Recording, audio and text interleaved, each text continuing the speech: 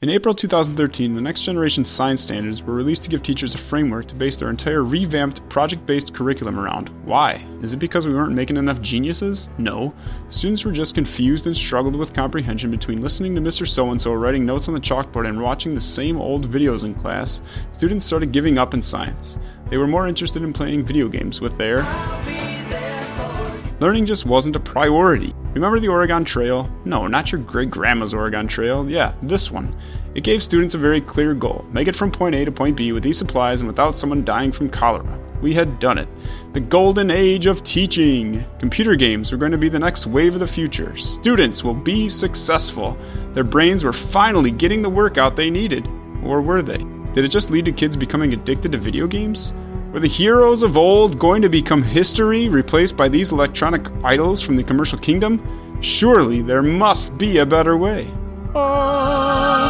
Introducing Video Brains. Imagine if everybody's favorite billion-dollar smash hits were as educational as they are addicting and entertaining. That's the concept behind the games we are developing. How, you ask? Well, it's actually quite simple. It would be pretty easy to add an inclination angle of an Angry Bird, or some simple economics to Farmville, even some science behind the Autotrophs and Plants vs. Zombies, perhaps some physics and business management in Roller Coaster Tycoon, and maybe some more technically sound financial figures in SimCity. Because let's face it, we are growing up in a world where babies are practically born with computers. We are not suggesting that the science fair goes the way of the dinosaur, but science education is changing, and we at Video Brains are excited to be on the cutting edge. Our games put the science fiction into science education because technology has changed, communication has changed, and it's about time science does some catching up. We will give teachers the tools they need. The tools they need to meet their students in their domain, to avoid the age-old problem of boring school days, full of students like Peppermint Patty being so uninterested in their own education.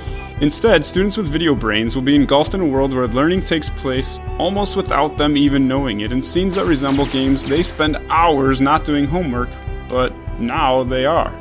Once immersed in the world of Video Brains, students will be getting the vocabulary and skills to become better science students and critical thinkers, as the games we develop are aligned with the NGSS standards. In 2012, there were approximately 16.8 million students in secondary schools in this country alone, according to the National Center for Education Statistics. With most schools requiring 2 to 3 years of science, that market share basically triples.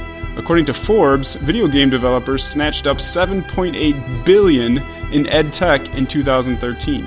In fact, game-based learning took center stage at the 2013 Games for Change Festival in New York City.